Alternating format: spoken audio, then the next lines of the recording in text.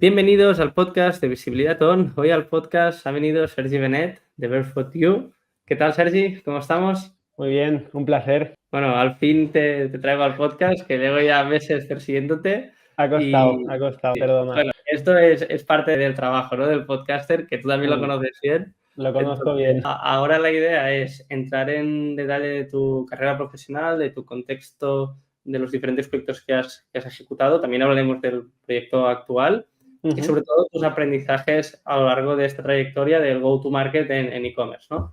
Pero antes de enrollarnos, lo de siempre, preguntas rápidas. ¿Cuál es tu rol a día de hoy? Y hablemos del proyecto Barefoot You. Vale. A ver, mi rol a día de hoy sigue siendo cofundador y CEO, sobre todo de Valio, que es el proyecto en el que estoy más horas y más centrado. Pero sí que es verdad que en Barefoot You acabamos de arrancar con mi pareja y estoy como cofundador ayudando sobre todo en la parte de finanzas y estratégica. Pero la parte de ejecución del día a día y tal, ahora mismo lo lleva mi pareja. Vale, genial. Que también, bueno, incluso puede que liemos más adelante para hacer una Seguro. segunda ronda del proyecto.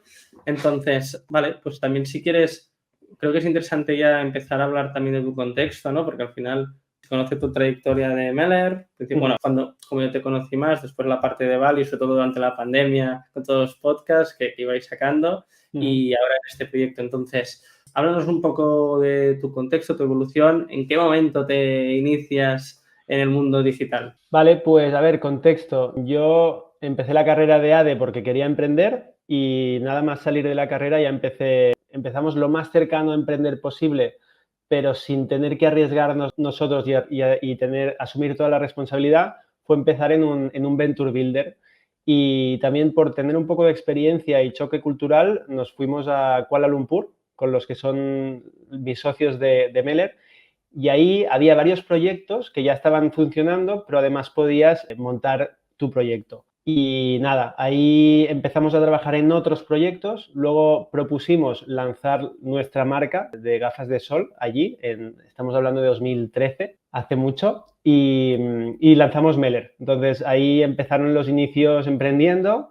Meller es una marca nativa digital de gafas de sol. Y a pesar de que ahí en ese Venture Builder no nos lo cogieron, no nos dejaron arrancar porque veían que crear una marca requería muchísimo capital y era un momento en que todavía no había ni Instagram casi. O sea, Facebook aún no había comprado Instagram y Instagram era solo un sitio de fotos para frikis. Y nada, a nosotros nos apetecía mucho y nos lanzamos y llevamos el proyecto que ya estamos empezando ahí a nivel business plan, nos lo llevamos a España y arrancamos desde España en 2014.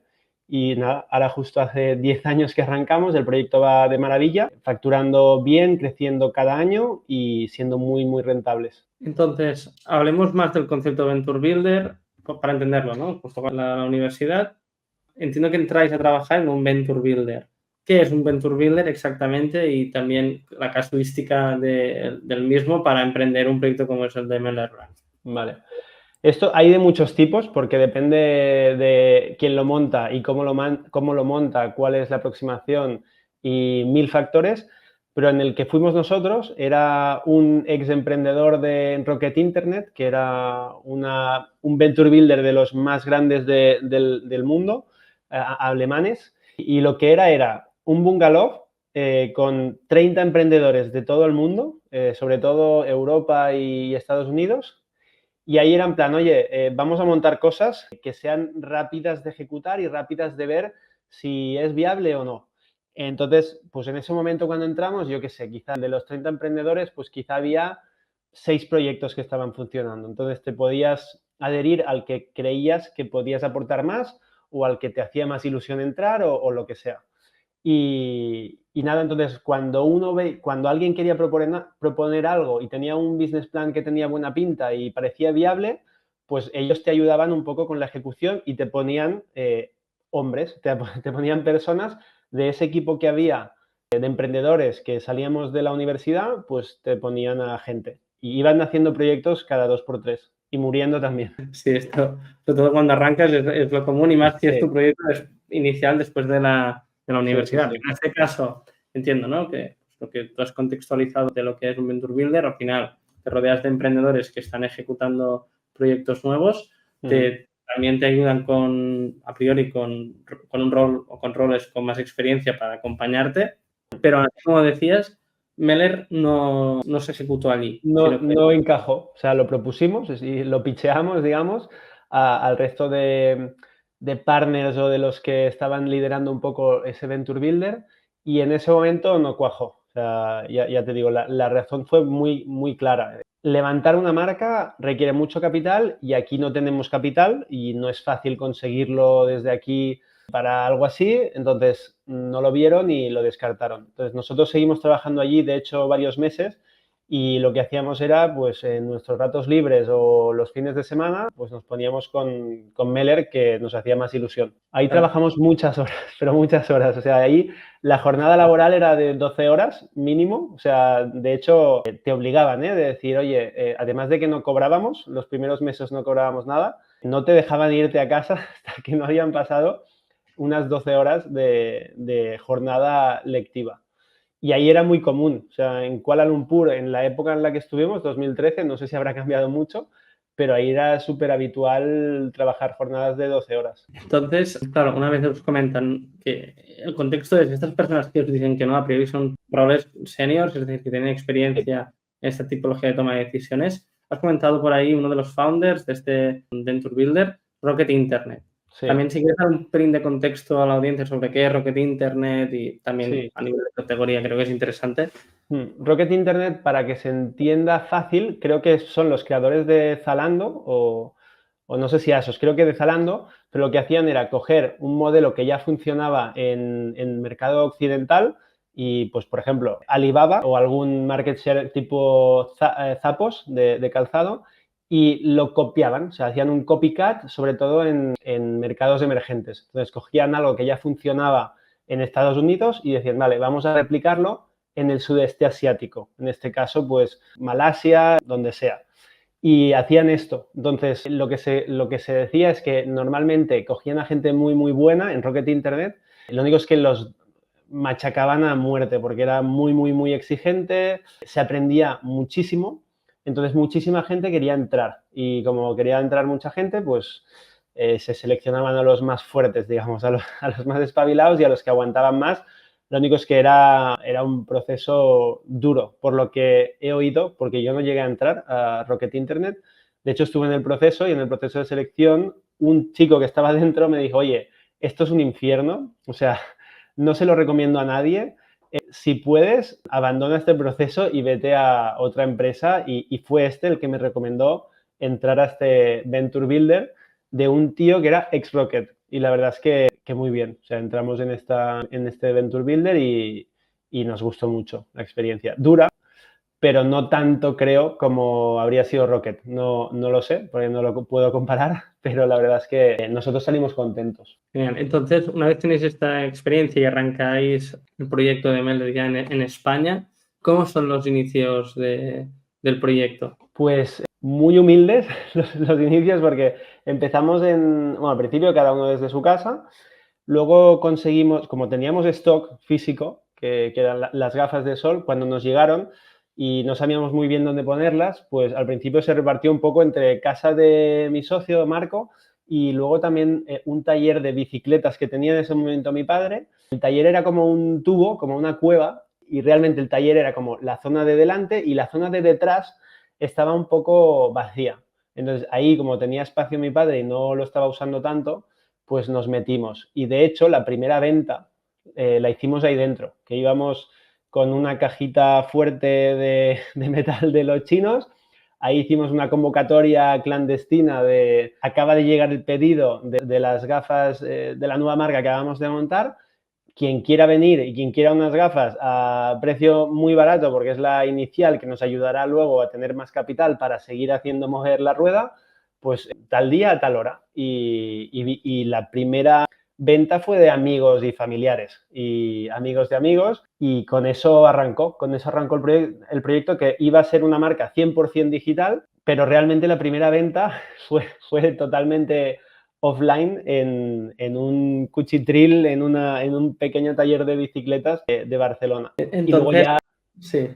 Luego ya bien, o sea, luego ya empezamos a probar tema ads en Facebook, que todo el mundo nos decía que que era una mierda, que Facebook no funcionaba, que no servía para nada, que tenías que usar influencers y que tenías que hacer SEO. En ese momento me sabe mal, pero en ese momento nos decían SEO, SEO, SEO, Google Ads, Facebook, os estáis equivocando, tal. Y nada, realmente probamos Facebook y fue muy bien. O sea, cada euro que metíamos lo multiplicábamos. O sea, los inicios fueron espectaculares. Y hacíamos las fotos, literal, las hacía con el móvil, hacía la foto en el móvil, en un parque, iba a pasar el perro, hacía una foto con el móvil, esa foto la subía a un ad en Facebook, cuando aún no existía Instagram, Instagram Ads, y solo lo vendíamos por Facebook. Y ahí metíamos, pues yo qué sé, 10 euros al día y de media en los inicios pues metíamos 10 euros y sacábamos 100. Y lo peor que tuvimos es que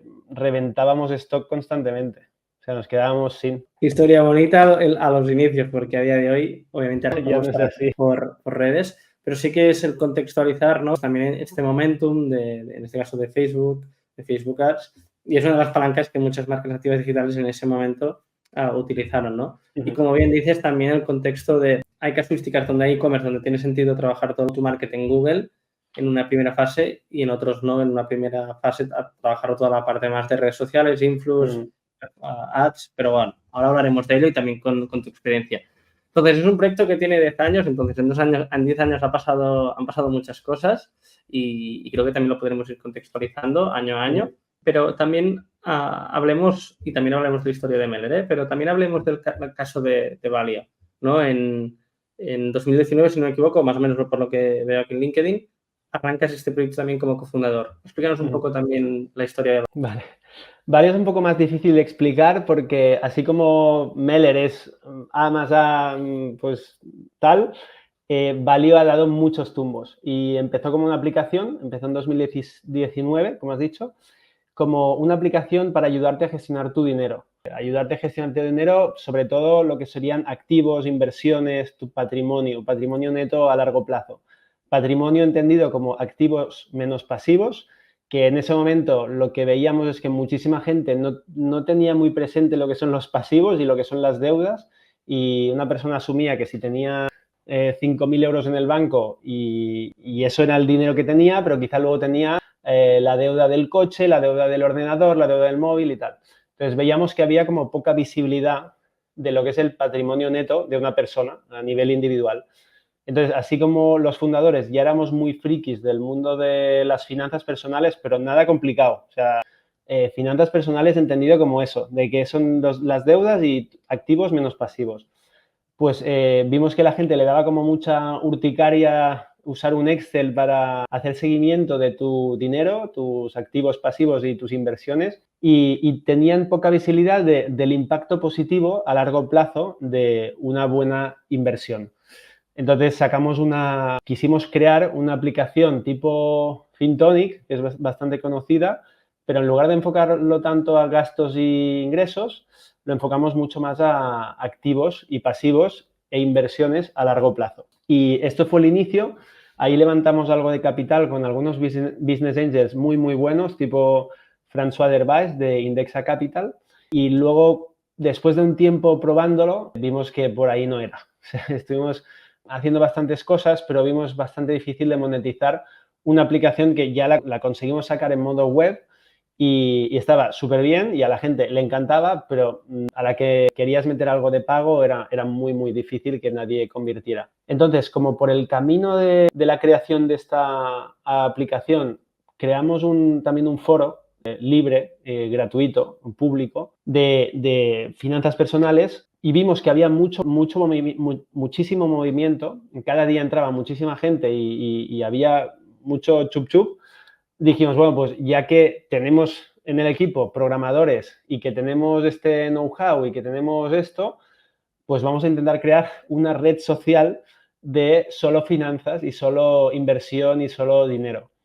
Esto fue rápido, ¿eh? O sea, quizá fue 2020 o 2021 que ya pivotamos y nada, lo mismo. Conseguimos crear una red social, pero no veíamos cómo monetizarlo. Y aquí nos la pegamos un poco más al ir a buscar capital. O sea, así como el proyecto de aplicación para traquear tus finanzas gustó más a los inversores y fue más fácil levantar capital con eso, la parte de la red social fue mucho más difícil la parte de levantar capital. Entonces, empezamos a construir sin saber si realmente tendríamos capital y no salió. Entonces, cuando salimos a buscar capital, porque ya teníamos algo de las primeras rondas, pero y eso nos dio para empezar a construir algo para poder llevar a los inversores y levantar capital, pero no cuajó nada, pero nada. O sea, no hubo ni un inversor que le molara realmente ir por ahí. Veían que una red social pues realmente es algo que necesita muchísimo volumen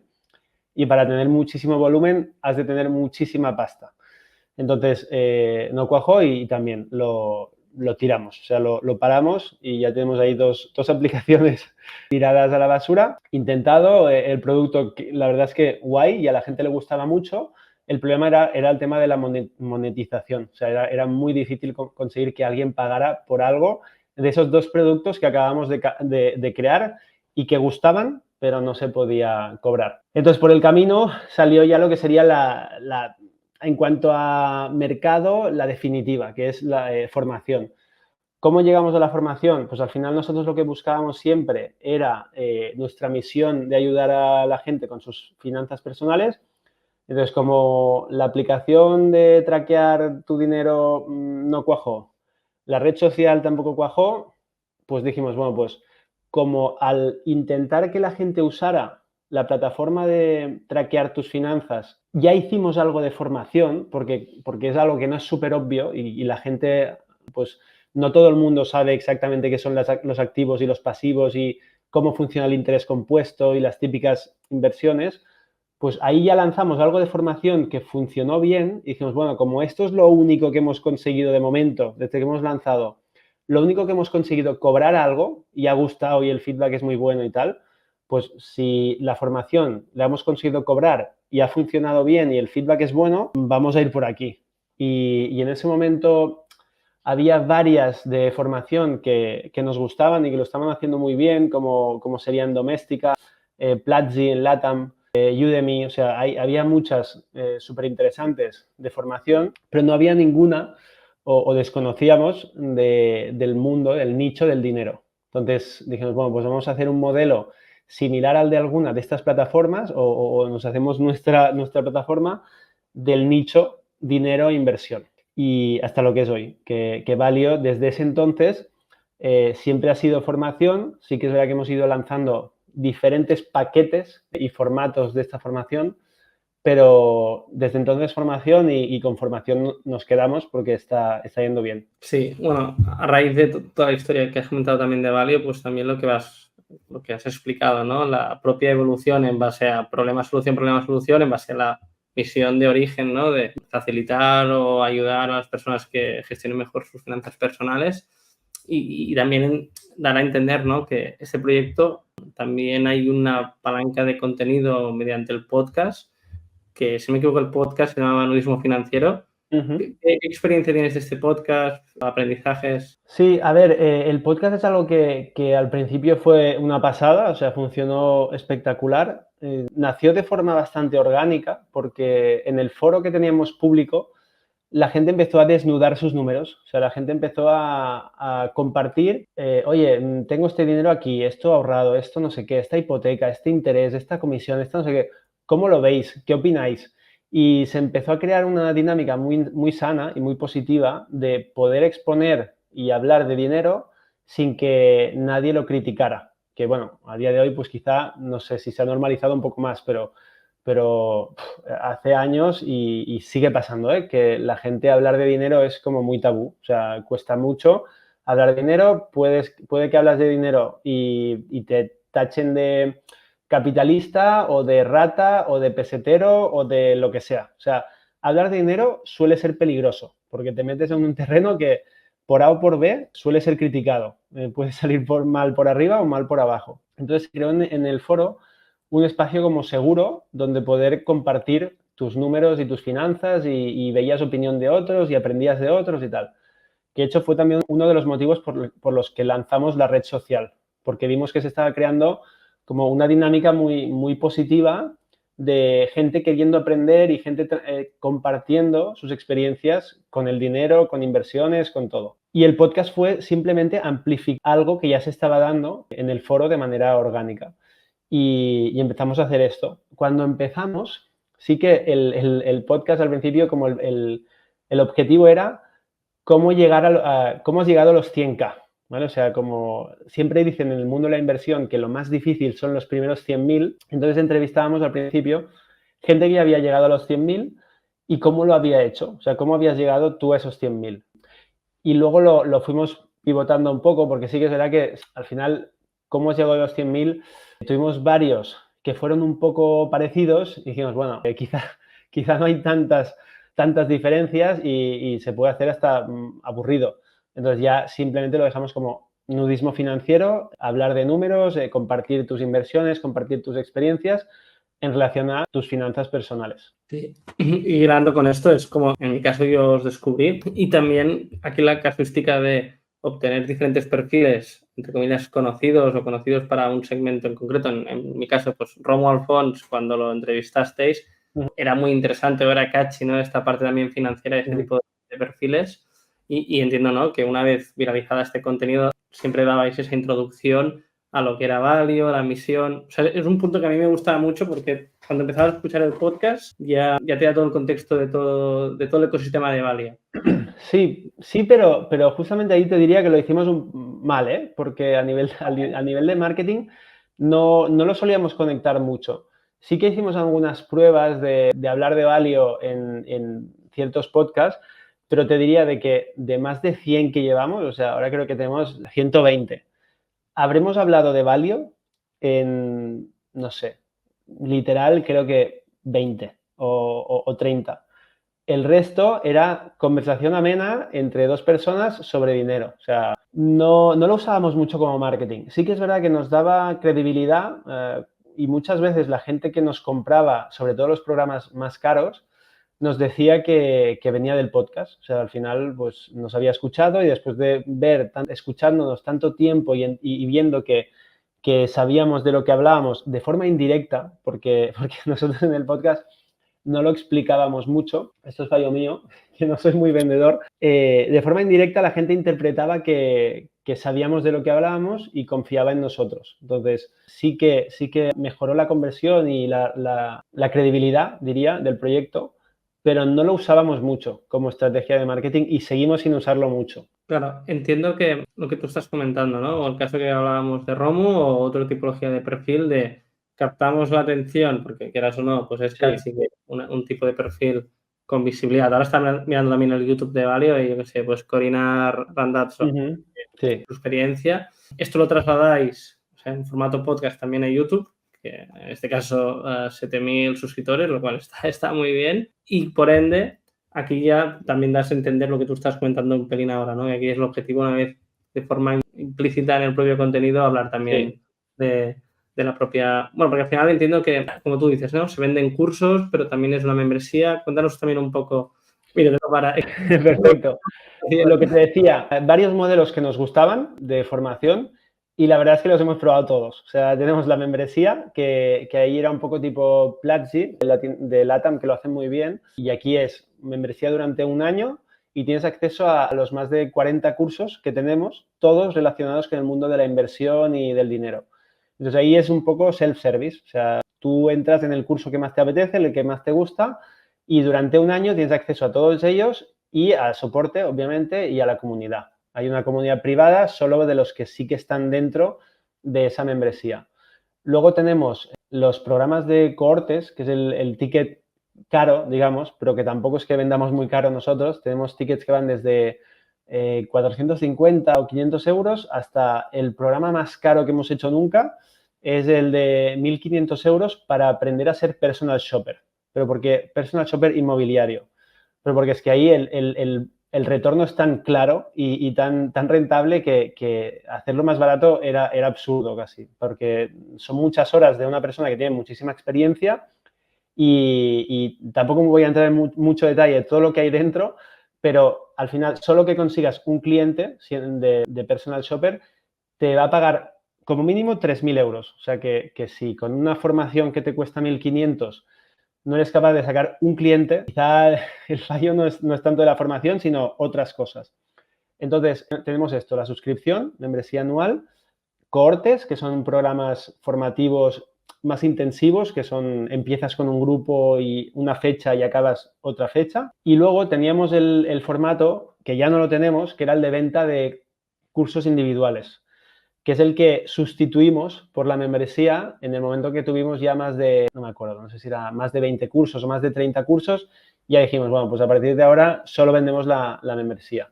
Y hasta ahí la membresía son 199 al año y tienes acceso a todo. Entonces, ahora mismo tenemos básicamente estos dos modelos de formación. Hilando con también que tengo ahora la web aquí delante, ahora tenéis una lista de espera abierta. Entiendo que esto es, o sea, ¿cómo funciona para yo suscribirme ahora? Por ejemplo, yo si ahora quisiera suscribir a la membresía, ¿cómo funcionaría? Te tienes que esperar, o sea, te tienes que apuntar a la lista de espera y nosotros cada X tiempo la abrimos y dejamos de entrar a la gente. Esto, hubo varios motivos por los cuales lo hicimos.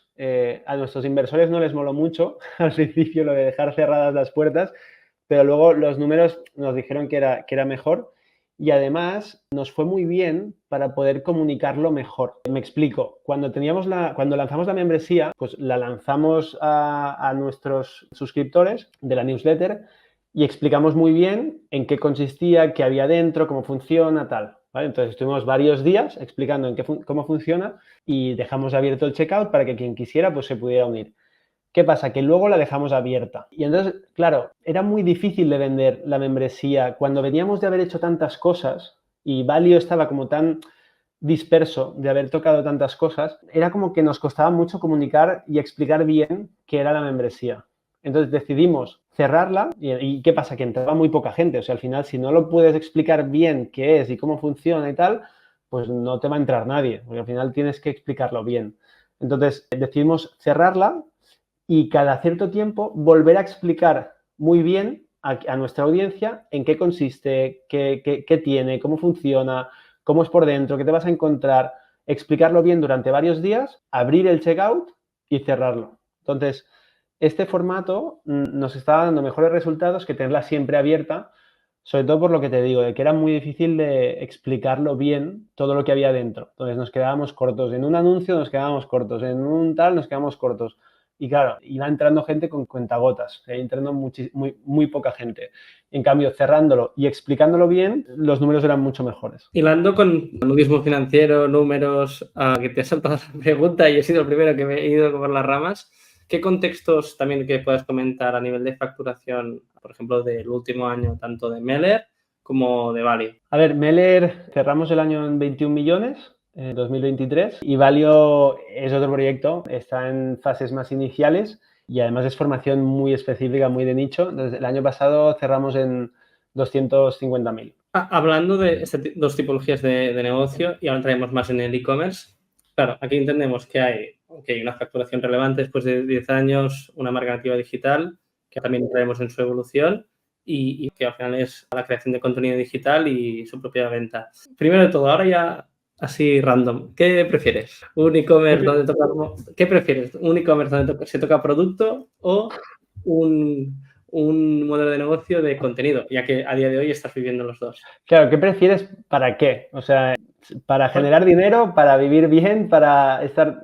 ¿Para qué? O sea, ¿en qué contexto? Según tu experiencia que has vivido tanto la parte de e-commerce de producto y, en este caso, un modelo de negocio de contenidos, a nivel personal, a nivel incluso vital, a nivel de evolución, sobre todo profesional y también incluso te hablaría de tu día a día, ¿no? Tu calendar.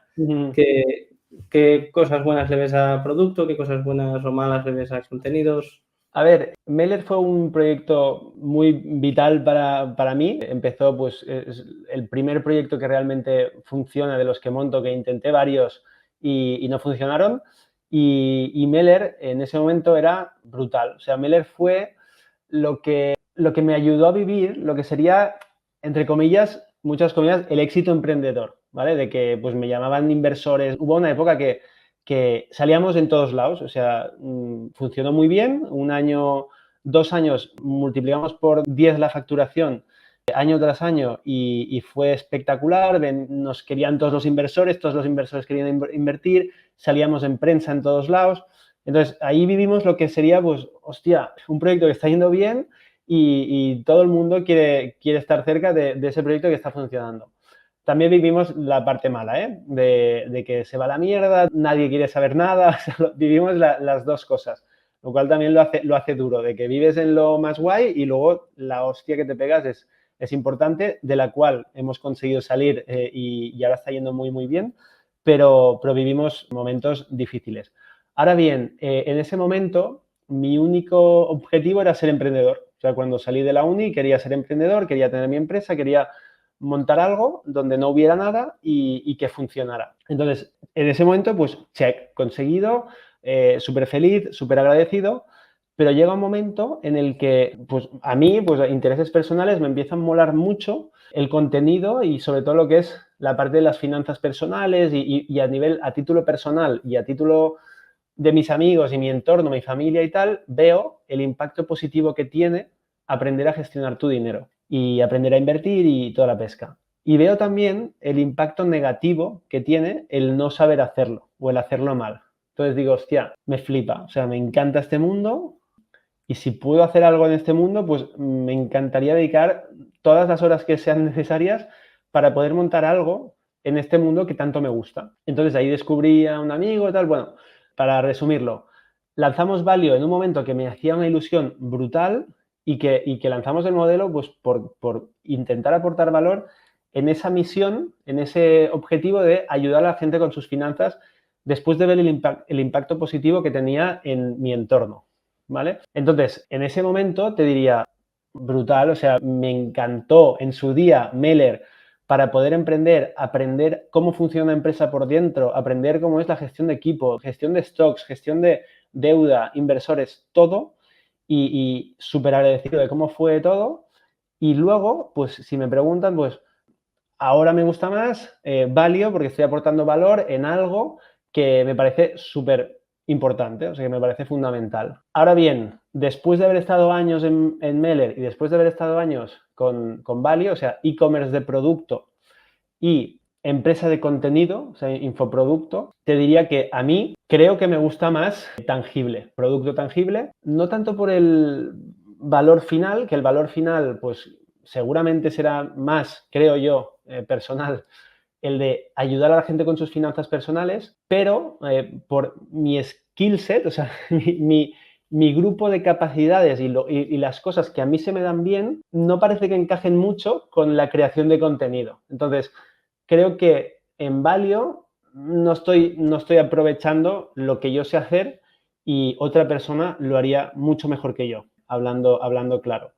Entonces, personalmente, me gusta más y creo que aporto más cuando hay producto físico o cuando algo se parece a algo que ya he hecho, que he visto que me ha funcionado, que es Mele. Y de hecho, bueno, un poco pues de forma natural, por eso también empecé con mi pareja en un proyecto que veía tangible, que además está en la parte de salud, o sea que tocamos producto y salud y ya el combo es para mí maravilla y la verdad es que muy contentos, o sea, muy contentos. Ahora también entraremos en el proyecto de YouTube, pero contextualizando, ¿no? Lo que has dicho, inicios de Meller que te permiten pues aprender y emprender, ¿no? Y vives toda la casuística, que ahora también haremos un pequeño la evolución del propio proyecto. Y también una vez nos acerquemos al final, también hablaremos de tu experiencia actual en e-commerce. Entonces, centrándonos en e-commerce, haremos como secciones de, yo sé, pues de cada 2, 3, 4 años de Meller. Entonces, ya los has comentado, pero ¿cuándo tú notas que empieza a crecer? Porque a priori sois 3 socios que los 3 operáis. Y también un poco los roles, ¿no? De cada uno de Sí. vosotros, cómo trabajabais. A ver, siempre habíamos sido, mis socios eran bastante más back office, o sea, todo lo que era operaciones internas y ejecución de que todo funcione, y yo era un poco más front office en cuanto a las primeras visitas con proveedores, las primeras visitas con bancos, con financiación, las primeras visitas con inversores, reuniones más estratégicas, o sea, una parte un poco más comercial, un poco más de salir fuera, y ellos dos eran la parte operativa de que todo funcione a la perfección. Entonces, Eso se traduce también en que ellos, por ejemplo, pues estaban más en la parte de producto, operaciones, finanzas, y yo estaba más en la parte de ventas y levantar capital. ¿Y qué más habías preguntado? Sí, entendiendo este contexto también de cada uno de vuestros perfiles, entiendo que arrancáis el proyecto en 2013, 2014. ¿Cuándo Sí. levantáis capital? O sea, ¿cómo son los inicios? ¿Ponéis dinero de vuestro propio capital? Sí, el primer dinero que pusimos fueron, si no recuerdo mal, 3.000 euros cada uno, que fue para pagar el primer pedido de gafas de sol. Entonces ahí, bueno, empezamos los tres por igual y facturamos en unos meses 40.000 euros, principalmente de esa primera venta offline. Y luego cuando descubrimos cómo funcionaba Facebook, pues empezamos a facturar y cada día era un poco más, o sea, era curva exponencial dentro de nuestras posibilidades del stock que tenemos, que de hecho pues lo vendimos todo y cuando sí que es verdad que calculamos mal, o sea, teníamos 23 años, salíamos de la uni y no calculamos bien los timings el siguiente pedido, porque es bastante lento, o sea, el proceso de compra desde de China y tal, pues mínimo mes y medio, 2 meses, y siendo nosotros que éramos novatos y cero prioridad para la fábrica, 3 meses fácil. Entonces ahí pecamos mucho y entonces nos estábamos quedando sin stock y hubo un momento que nos quedamos sin stock y sin dinero porque estábamos apretando mucho marketing y tal. Entonces salimos a buscar capital y con esos 40.000 facturados levantamos nuestra primera ronda que fue a valoración de 600.000 y levantamos eso, o sea, levantamos creo que fueron 40.000 euros que habíamos facturado con Business Angels y con eso ya entramos en una rueda que posiblemente podríamos haber tirado sin inversión ya. Pero fue cuando hubo el momento de boom de la empresa, de Meller, nos salían interesados por todos lados. Y hubo un momento que nos vimos atraídos por la espiral de Venture Capital, ir muy rápido, startups, no sé qué, Estados Unidos, tal, todo lo que mola y lo guay del ecosistema emprendedor que nos parecía en ese momento y nos lo creímos. Pasamos de 400.000, o sea, hicimos 40.000 en medio año porque arrancamos a mitad de año, entonces 40.000, 400.000, 4 millones. Y ahí fue cuando entramos en el... Un momento. En 2000, estamos hablando, ¿no? 2014. Sí. Casi medio millón, 200K. No, 2014 fue cuando empezamos en verano, 40.000 euros, ¿vale? Y allí levantamos... Pero 2015 ya casi... 400. Vale. Esto ya es un salto para contextualizar, ¿eh? La persona que nos está escuchando es que si a nivel operacional, has comentado, ¿no? Un flujo de captación de producto, 3 meses, también tú ponías el dinero en Facebook Ads, pero eso tenía que ir, obviamente, coordinados con el equipo. Estamos hablando que en 2016 ya pasáis a 4 kilos. Sí, que ahí es cuando se nos fue la olla y ahí sí que fue el salto de fe, porque para pasar de 400 a 4 millones, la cantidad de stock que necesitas es salvaje para de dónde venimos. O sea, veníamos de datos históricos. Nada. Y ahí sí que fue en plan, oye, cada día que pasa estamos facturando más, no sabemos cuál es el techo, pero lo que sí sabemos es que sin stock no vamos a poder comprobar dónde está el techo. Entonces dijimos, nos la jugamos. O sea, vamos a pedir muchísimo más, pero muchísimo más producto del que creíamos que íbamos a vender en ese momento. Y fue en plan, simplemente queremos ver dónde está el techo. Y no, seguíamos en la rueda. O sea, pedimos lo máximo que pudimos, incluso avalando, o sea, pidiendo deuda al banco, avalando nosotros, lo máximo que el banco nos permitía y los inversores que metieron esa pasta. Y con eso llegamos a los 4 millones de facturación. Vale. Obviamente, a nivel de go-to-market entendemos que la palanca era aún en ese momento Facebook Ads, Instagram Ads, también tener producto, como bien dices, tener el capital que lo hicisteis mediante, en este caso, ¿no? Con esto a nivel de levantar capital, entiendo que el playbook era, hey, tenemos estas métricas, tenemos aquí otros players que lo están haciendo más o menos otros mercados. Vamos a replicar y ejecutar esto, ¿no? Después con vuestro contexto de lo que habíais conseguido. Entonces, os dan el capital, hacéis un all-in con producto, vale, y conseguís esta facturación.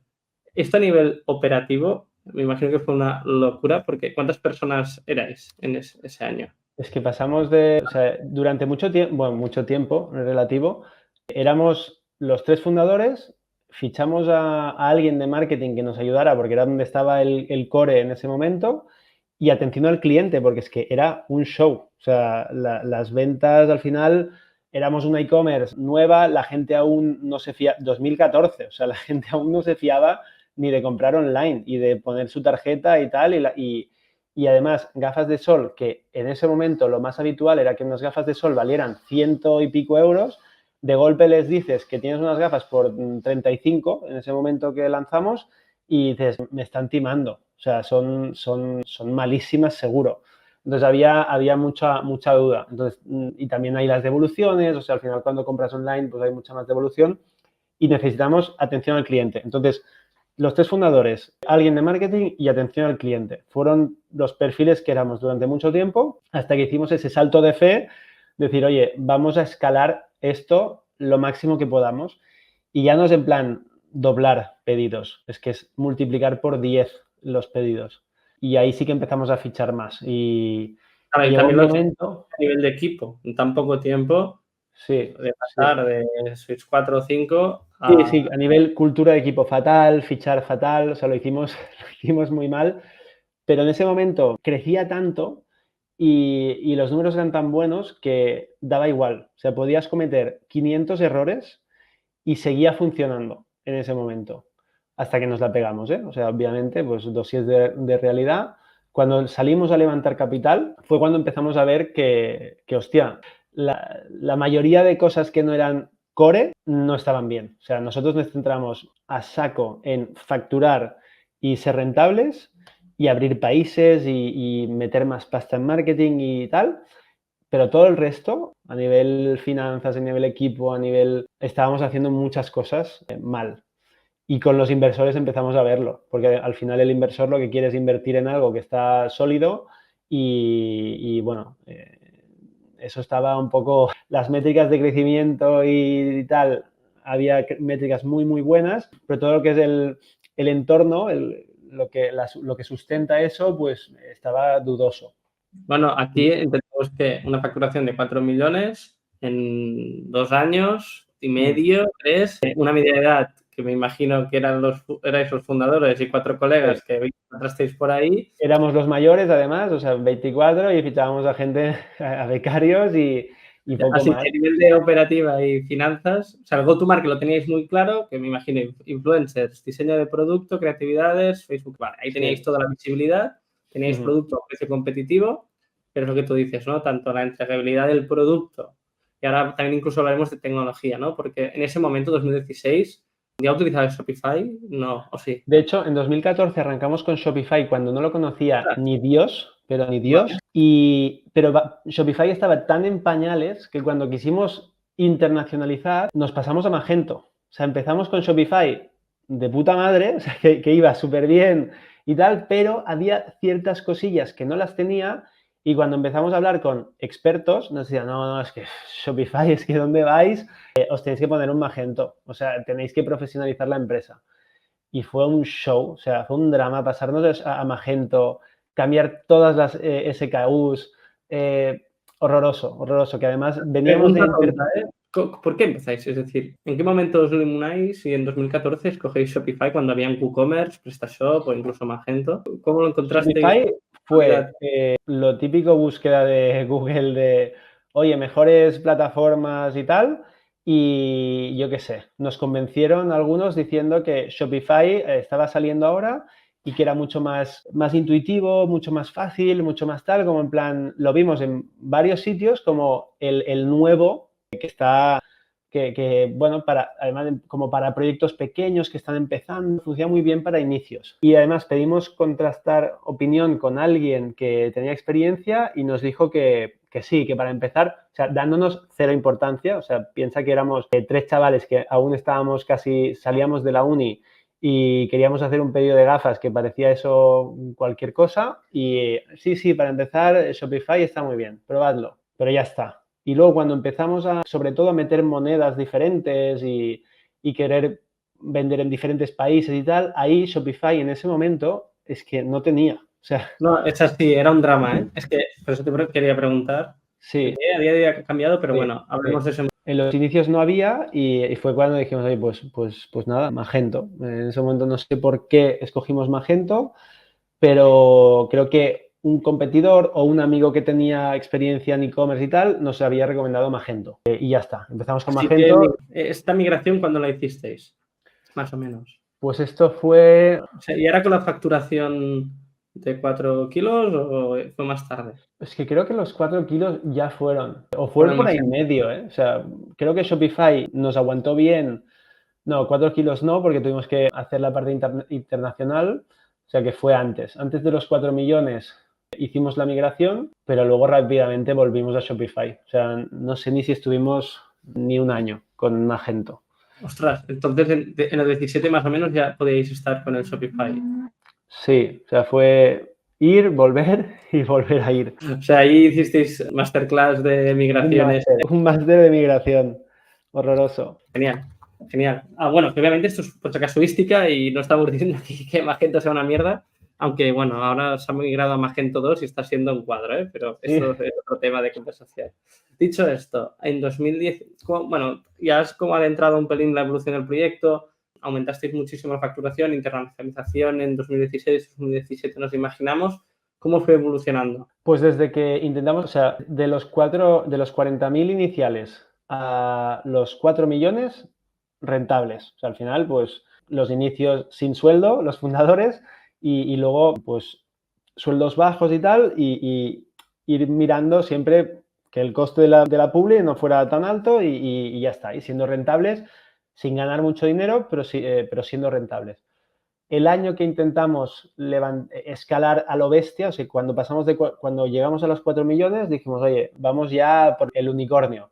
Ya nos vinimos arriba, nos flipamos, ya nos metimos todas las pelis de Steve Jobs y todo lo que haga falta y nos vinimos arriba, salimos a levantar capital y vamos a buscar 1 millón a valoración 12 y ahí fue cuando nos la pegamos. Ahí fue un punto de inflexión muy importante para Meller y para nosotros, que por poco no lo contamos, ni el proyecto ni nosotros. Estuvimos literalmente a punto de cerrar, o sea, cuando los inversores... ¿Qué año era?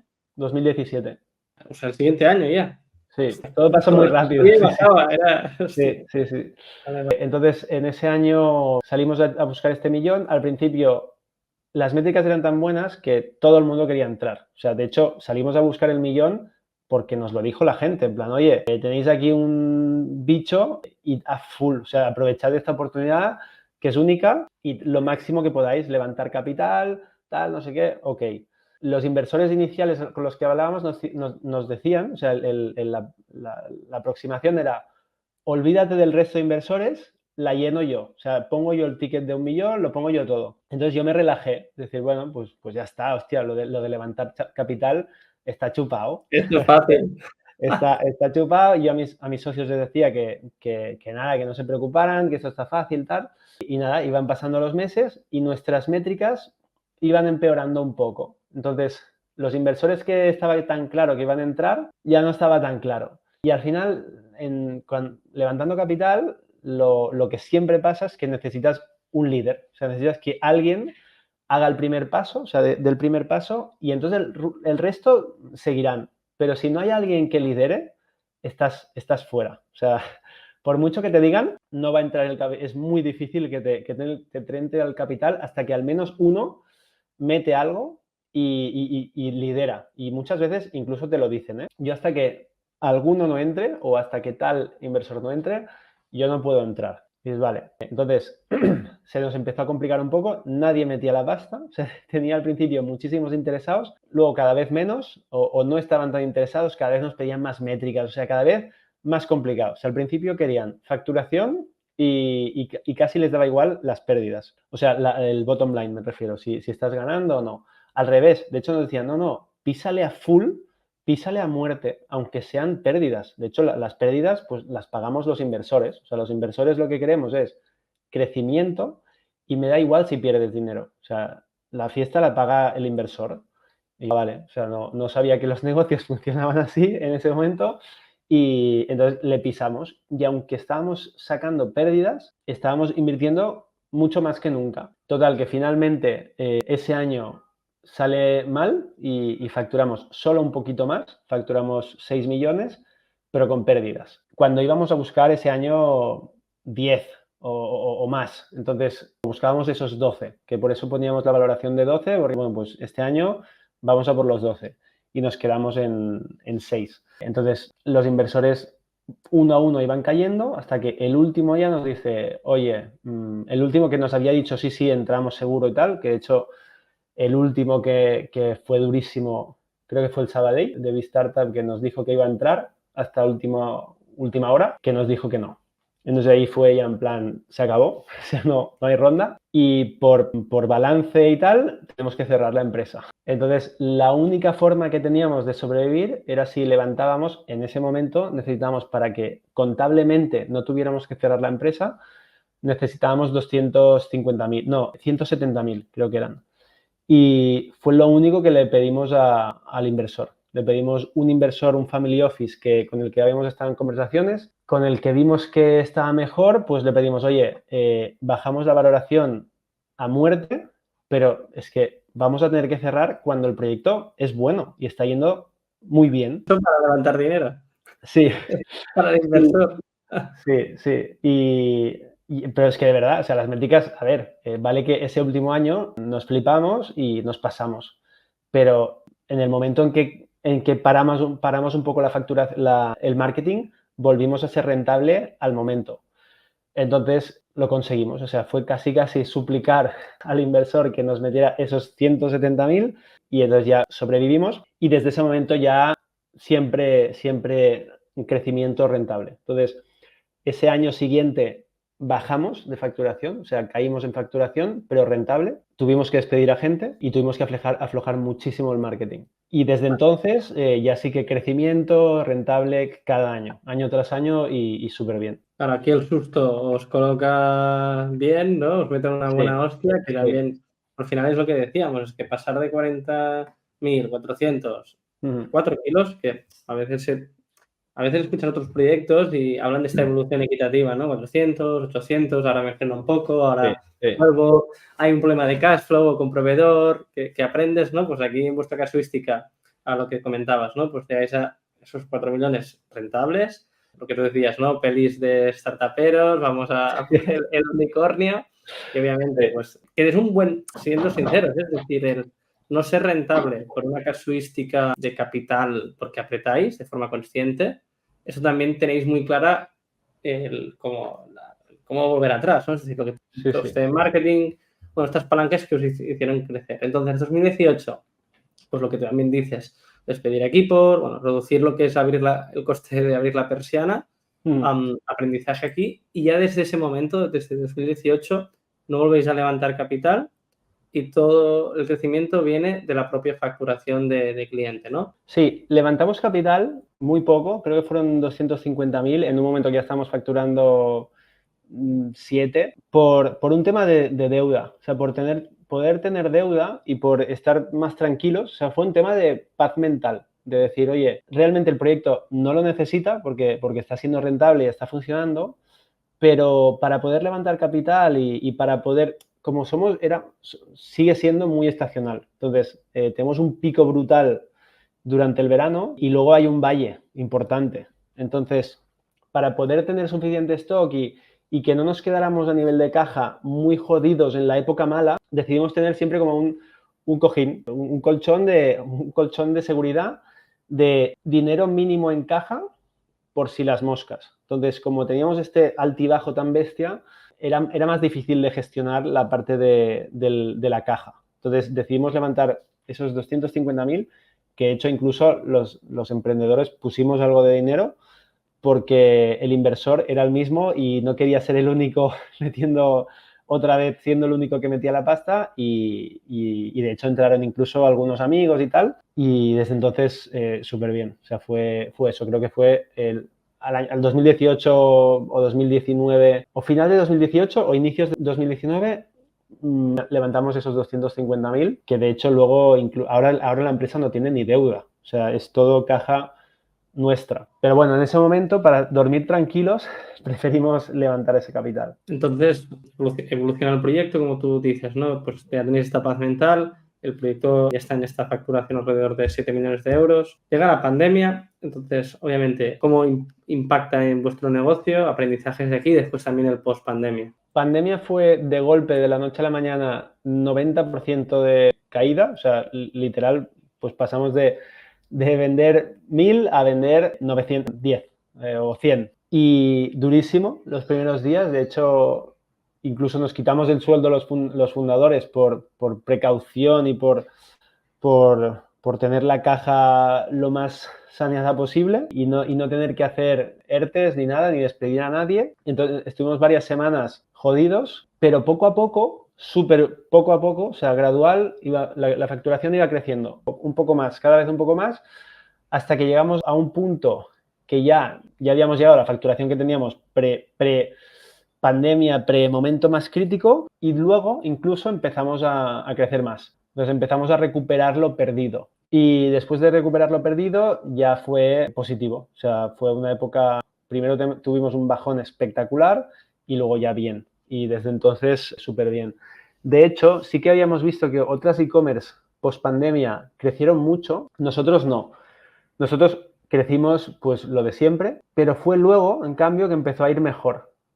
Como tuvimos un efecto un poco retardado de la mejora de otras e-commerce, otras marcas nativas digitales que tuvieron justo post pandemia. En nuestro caso fue más paulatinamente, pero siguió creciendo mucho hasta el día de hoy, que sigue yendo muy bien en 2024 y sigue siendo cada año mejor. Entonces, como es un tipo de proyecto donde creo que es muy interesante también hablar del go-to-market, ya llevamos una orilla, hemos hablado de la evolución, del contexto, es un proyecto que actualmente está facturando 21 millones y todo el aprendizaje que eso te ha aportado, tanto levantar capital, obviamente después pasar a financiar mediante el propio capital de la empresa, la pandemia, el crecimiento a nivel de ventas y como está a día de hoy, también demos contexto del proyecto que está actualmente, cómo detectas esta oportunidad y también cuál es el contexto del mismo.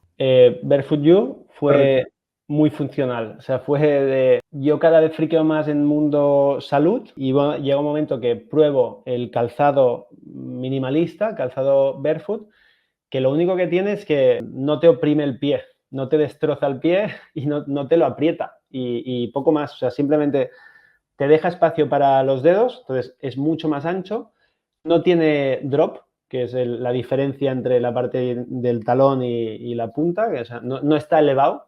Ahí los bajitos sufren más porque no tiene nada, o sea, está totalmente plano. Y luego la suela es súper fina y súper flexible. Entonces, lo que busca es como replicar lo más similar posible a que vas descalzo y que no llevas nada. Entonces, lo probé y flipé. O sea, me pareció espectacular. De hecho, no me sacaba ese calzado que me compré para nada, pero para nada. Y cuando un día, pues yo qué sé, tenía una cena y me quise poner un calzado un poco más de vestir, dije, ¿qué coño es esto? O sea, ¿cómo metía el pie aquí? Y me molestó muchísimo, se me puso el dedo morado casi de nada, de unas horas, y dije, nunca más. O sea, lo vendí todo. O sea, vendí todo el calzado normal, lo vendí. Dije, no me meto aquí más nunca. O sea, ¿por qué sufrir? O sea, ¿por qué tener el pie ahí oprimido? Y entonces empecé a comprarme calzado. Y claro, vi un lock-in tan bestia, o sea, como que te atrapa, es decir, compro uno y ya no salgo. Y se lo a mi mujer y le pasó lo mismo. O sea, sí que es verdad que, bueno, ella tiene calzado más de vestir y tacones y tal, que todavía no se ha deshecho de todos y de vez en cuando, pues no pasa nada de vez en cuando, pero sí que ahora los dos, pues súper frikis, solo llevamos esto la mayoría del tiempo y vemos como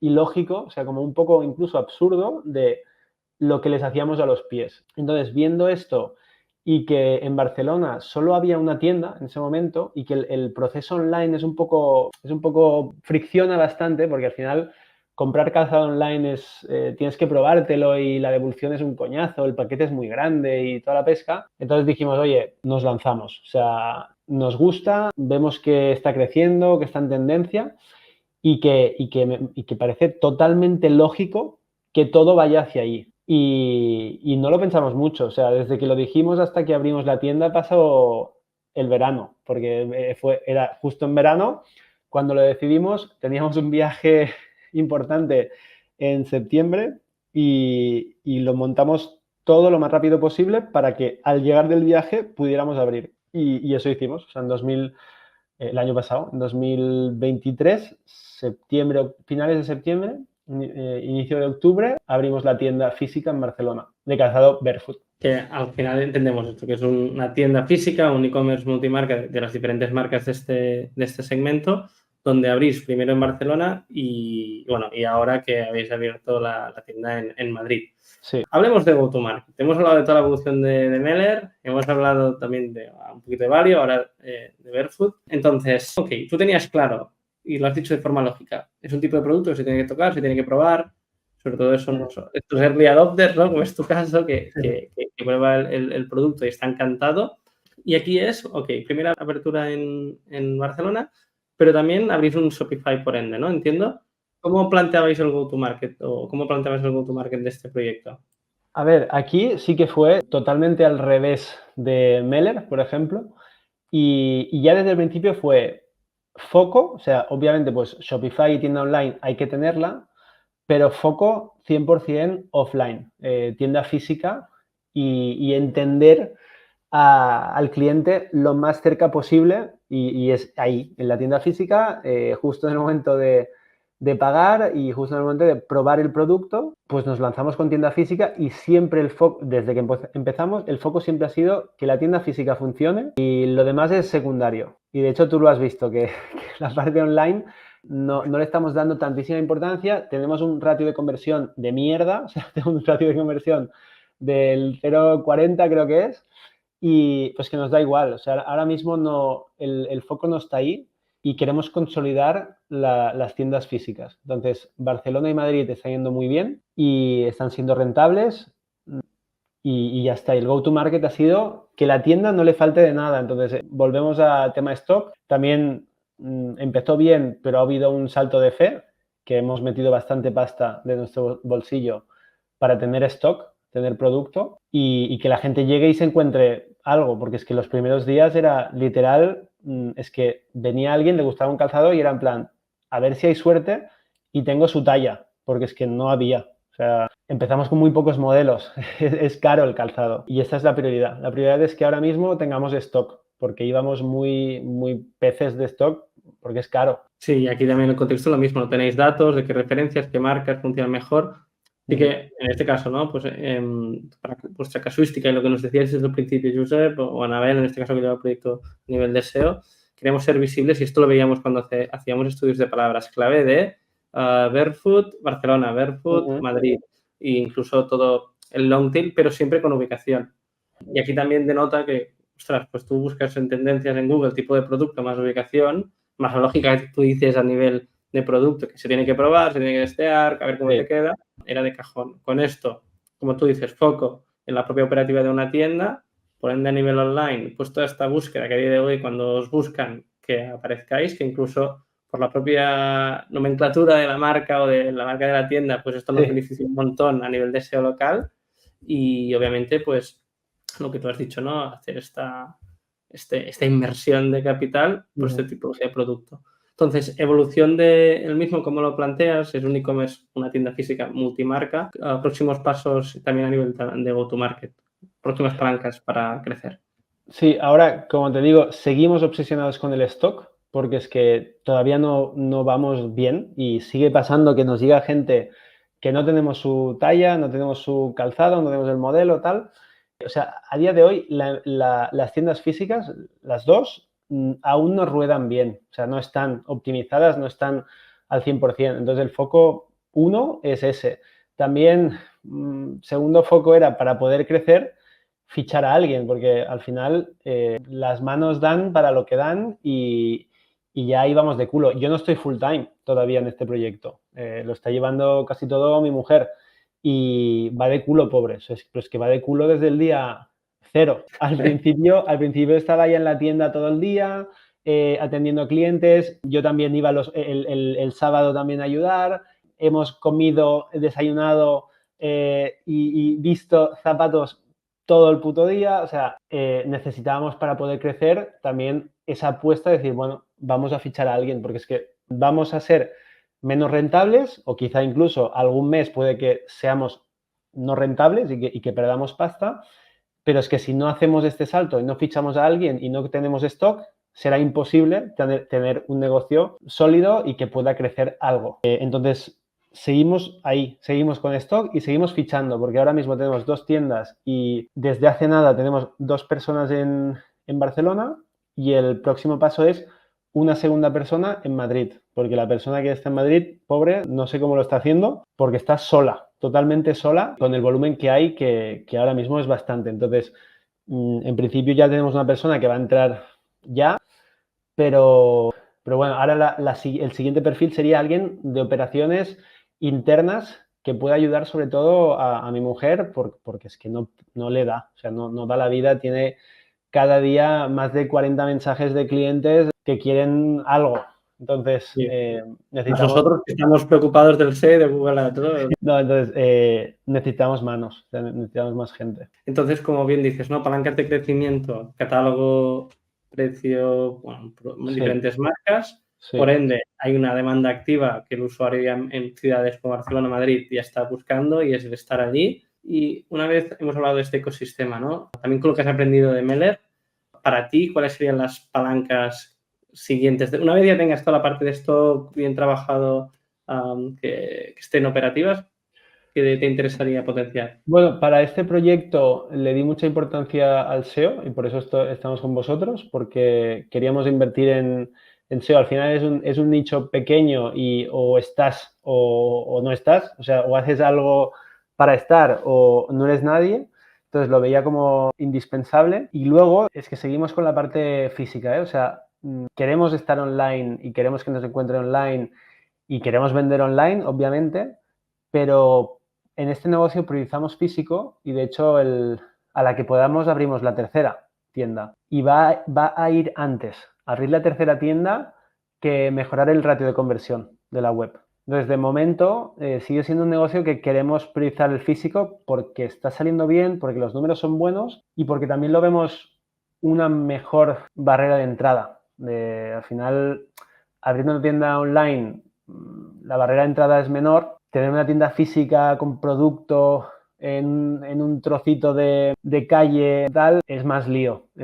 Y si lo haces bien, pues lo antes posible, pues yo creo que consolidas un poco. Al final es un mercado que va a entrar competencia, o sea, 100% va a entrar competencia. Ahora somos pocos, pero va a entrar seguro, porque ahora mismo creo que hay más demanda que oferta y o lo hacemos muy bien los que estamos dentro o va a entrar mucha más gente, seguro. Y entonces queremos hacerlo bien. Hablemos de esto, ¿no? Al final es un mercado que crece, como tú has dicho, incluso más demanda que oferta. También es un tipo de producto PVP medio alto, donde con tu contexto, tú al final, tu perfil o tu historia es puramente digital, pero hoy eres muy claro en este caso que se tiene que ir al físico. Claro, a priori tú no tenías, o con Meller, ¿abristeis tiendas físicas o cuál ha sido? No, con Meller ha sido siempre muy reactivo, o sea, muy pasivo. Nos llegaba gente interesada en tener el producto en sus tiendas y se lo dábamos, se lo vendíamos a precio retailer. Pero no, sí que es verdad que ha habido uno de los que se interesó en llevar la parte física en LATAM, que lo han hecho de locos, o sea, de locos, y han montado tiendas físicas en LATAM, que son una pasada, o sea, lo han hecho muy bien. Y nosotros todavía no. O sea, nosotros en España, Europa, todavía no, Meller no tiene tienda física propia. Y estos chavales lo han hecho espectacular. Entonces, no, Meller sigue siendo, nuestro foco sigue siendo 99% online y a nivel de facturación, pues te diría que 97% online. Entonces, aquí como entiendo que la primera tienda que abrís de Barefoot, aprendéis un montón. Sí. O no sé si tu mujer tenía experiencia en tienda. No, pero... Bueno, como que me sonaba tampoco. Entonces, os tiráis a la piscina también en este tipo de canal y aquí entiendo que aprendéis cómo funcionan las operaciones de una tienda física y aquí es ya tenéis el modelo y escalarlo, ¿no? A Madrid y otras ubicaciones. El tema es que, perdona, pero es que el tema es que Meller es marca propia, entonces tenemos toda la cadena de producción, toda la cadena, tenemos control nosotros, es más trabajo, pero hay mucho más margen si haces las cosas bien. Barefoot You es una multimarca, entonces el margen que tenemos es muy poco, o sea, es mucho menor que el de si es tu propia marca.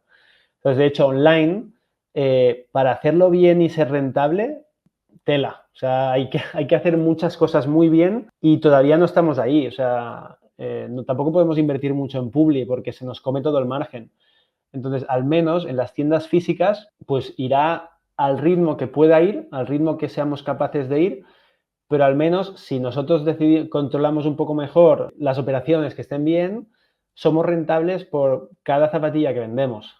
Online es muy fácil que la cagues big time, como ya nos ha pasado en el pasado, y que se te coman, por ejemplo, las devoluciones, que en calzado es altísimo, o sea, la devolución es muy alta porque la gente pues no es lo que se esperaba, no me ha gustado, no me queda bien, tal, lo que sea, y como la devolución es tan dolorosa, pues al final la gente pues dice, oye, pues quizá la devuelve y ya ni quiere, no compra más. O sea, así como en otros casos, pues quizá no pasa, en calzado la parte online la veo jodida a nivel de operaciones y a nivel de rentabilidad. Y por eso tampoco lo estamos priorizando tanto, porque como sostenibilidad de negocio, nos cuesta un poco más verlo. Y además ya hay alguien fuerte online y hay alguien que lo está haciendo muy bien y todavía no estamos preparados para poder competir con el que ya lo está haciendo bien. Ya hay varios, obviamente, pero hay uno que lo está haciendo muy bien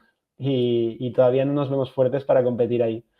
Así que priorizamos otras cosas siendo rentables y cuando ya podamos ya intentaremos pelear. Bueno, a nivel SEO, en algunas keywords ya lo hemos superado y ya lo enseñaremos, pero bueno, Bien, bien. aquí el tema es que el tráfico no siempre paga la fiesta y por todo el contexto que has dado. Y más siendo un producto que se tiene que probar, que se tiene que ver y tocar y que después ya por ende, que también es el otro tema, ¿eh? Una vez ya lo has comprado y te gusta, que también es tu propia vivencia, ya quieres que todo tu portfolio, ¿no?, de calzado sea esa tipología.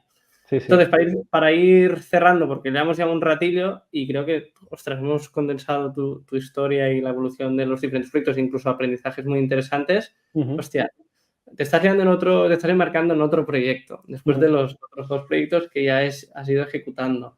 ¿Algún tipo de libro, película, podcast que te inspire en tu día a día o que te haya inspirado? A ver, libro me marcó mucho y me encantó y lo recomiendo siempre, el de Nike. En inglés se llama Shoe Dog, que es justo el calzado. Sí, en español es Nunca te pares, creo. Vale, el de Nike. En Google, el de Nike, te va a salir, el libro del fundador de Nike, te va a salir. Y ese me lo leí antes de meterme en el mundo de calzado, ¿eh? O sea, es como creación de marca. Y me flipó. No sé si lo escribió realmente él o se lo escribió alguien, pero está muy bien escrito. Está muy bien escrito y mola mucho. Muy, muy buen libro. Y como podcast, voy a épocas. Ahora, con el que suelo volver siempre es el de ITNIC, porque me mola mucho pues, escuchar historias de otros emprendedores y la verdad es que las entrevistas que hacen Bernat y Jordi pues me hace gracia como lo hacen y me gusta. Porque a veces... te engaña. Sí. Ahora viendo también el LinkedIn, que antes nosotros lo sacado, ¿también estás dentro del ecosistema de inversores de ITNIC? Sí, soy uno de los inversores del primer fondo que abrió. Vale, genial. No, a modo de curiosidad porque lo tenía aquí. Vale, sí. Obviamente sí, el podcast de ITNIC más que recomendable y el libro, que ahora lo estaba validando, sí, también para quien quiera la versión española, Nunca te pares, pero bueno, el libro de Nike, Phil Knight, ahí está. Exacto. Entonces, ¿y algún e-commerce dentro de tu evolución que hayas seguido que digas, ostras, esta gente lo hacen bien? Pues la verdad es que no mucho, ¿eh? O sea, estábamos obsesionados con nuestro competidor, o sea, pero no es que me gustara, es que... Y no le daremos publi. que tenía que verlo. Dormíamos con su Instagram abierto. Y sí que a nivel de marca, más que e-commerce, me ha gustado mucho lo que he ido viendo de Gymshark. No soy consumidor del producto, pero soy consumidor de la historia del fundador, que era un chaval muy joven y nada, vi algunos vídeos y me flipó el imperio que montó, espectacular, o sea, espectacular y el tío es súper cercano y tal, y mola cómo lo comparte y creó un bicho brutal. Entonces, ahí me ha gustado ver un poco la historia de...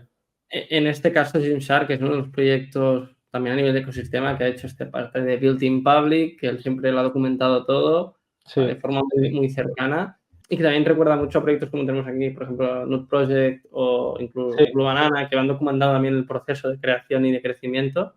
Pero... Sí. Me jode, o sea, envidia sana de estos proyectos como Gymshark, Nude, Blue Banana y tal, porque son otra generación, o sea, me hacen sentir mayor. Yo tengo 34 y no tengo esa facilidad para compartir como tienen estos chavales que lo hacen súper bien y les sale fácil, o sea, parece que les salga fácil, lo llevan dentro y, hostia, lo hacen muy bien toda esta gente.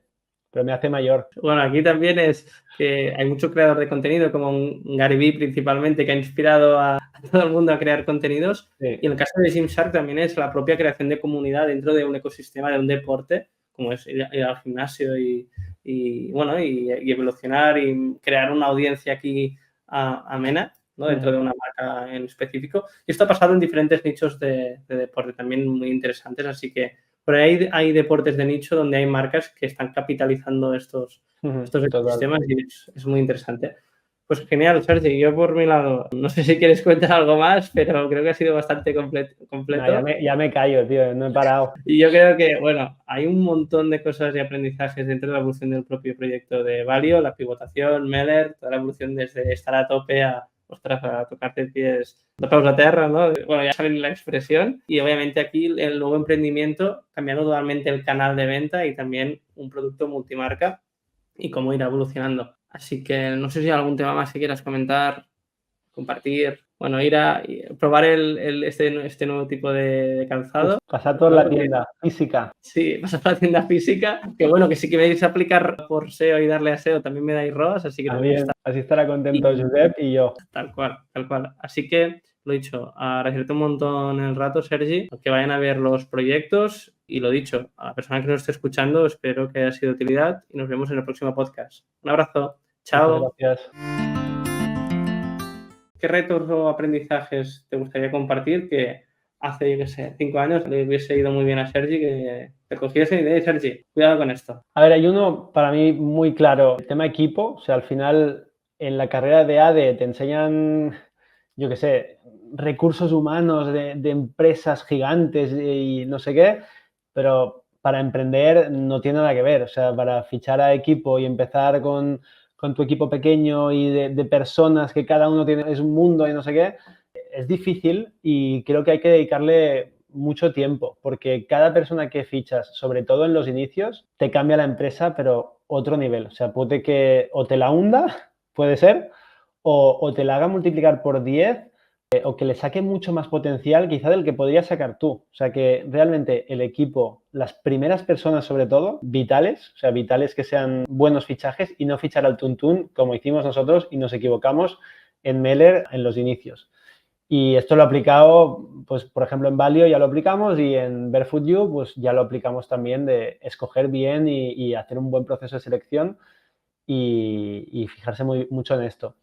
Y otra cosa también a nivel de consejo, experiencia y tal, que va muy ligada con el proyecto que monté con mis socios de Valio, la parte que hay detrás de un emprendedor, que para poder montar algo necesitas un poco de estabilidad financiera también personal, aprender a gestionar tu dinero, aprender a entender activo, pasivo, tanto a nivel personal como de la propia empresa, gestión de caja de la empresa y financiación y tu dinero y tal, creo que es vital y a veces se pasa por alto. Muchas veces quien monta empresa es alguien que viene de ADE y ya sabe un poco las bases, que no es siempre exactamente cuando te encuentras en la realidad, pero sabes las bases.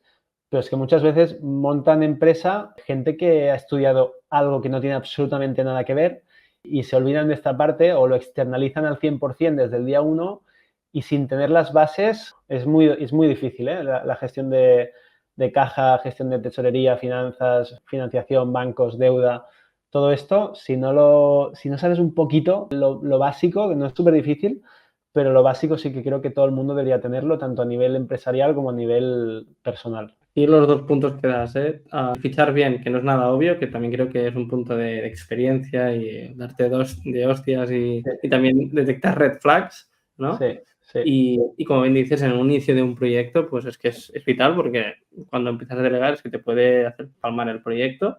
Ujú. Y a nivel también, lo que comentabas, ¿no? La parte financiera, yo siendo muy sincero, a mí me ha pasado, ¿no? Es decir, yo vengo de una también estudiada y tal, pero es lo que tú dices, que la universidad se enseñan unos conceptos, contabilidad, la típica contabilidad del libro, pero cuando en nuestra casuística que, pues una agencia, ¿no? Que tienes una facturación mensual, pero empiezas a cobrar a 30, 60 días, haces un kit digital y ahí el Excel no aguanta una mierda y el cash flow es muy real, ¿no? La cuenta del banco. Sí. Entonces creo que hay algunas bases que es mejor no aprenderlas así, porque después parece que todo va bien y de repente 4 palancas y Sí. puede formar un proyecto que funciona, ¿no? Que también en el caso de Meller lo hablábamos de, hostia, es que el proyecto funciona, pero aquí hemos tirado mucho de caja. Entonces, bueno, obviamente recomendar Valio para tener todo este contexto de base y si no, pues el propio podcast que está muy bien también de las historias reales de la gente y 100% los aprendizajes de base que todos deberíamos aplicar. Así que ahora sí, Sergi, no sé, ahora sí que sí, ya te dejo libre. Agradecerte un montón el rato y nada, un placer haberte tenido aquí. Lo mismo digo, Josep. Un placer. Que vaya bien.